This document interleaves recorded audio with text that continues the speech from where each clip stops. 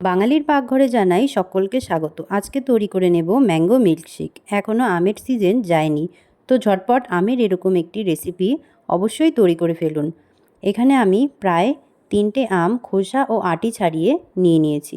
5 থেকে 7 টুকরো ice cube আমি এখানে দিয়ে দেব।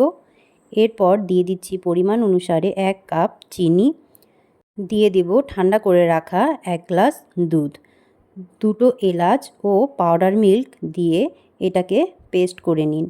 পেস্ট করা হয়ে গেলেই তৈরি হয়ে যাবে ম্যাঙ্গো মিল্কশেক। দেখুন কত সুন্দর ঘন হয়ে এসেছে। এটা খেতে বাচ্চা থেকে বড় সকলেরই ভালো লাগবে। এবার গ্লাসে ঢেলে এটা পরিবেশন করে ফেলুন। এখানে আমি ডেকোরেটিংয়ের জন্য ওপর থেকে কিউব করে রাখা আমের টুকরো দিয়ে দিচ্ছি। তোমরা চাইলে এখানে ভ্যানিলা আইসক্রিমও ব্যবহার করতে পারো। আমি কাজু, কিশমিশ ও কাঠবাদাম দিয়ে ভালো করে সাজিয়ে নিচ্ছি। ব্যাস, এভাবেই তৈরি করা যায় খুব সহজেই বাড়িতেই ম্যাঙ্গো মিল্কশেক। তোমরা অবশ্যই এরকমভাবে একবার তৈরি করে দেখো, এটা খেতে সত্যি খুবই ভালো লাগবে। ভিডিওটি যদি ভালো লেগে থাকে তাহলে অবশ্যই একটি লাইক করবেন এবং কমেন্টে জানাবেন।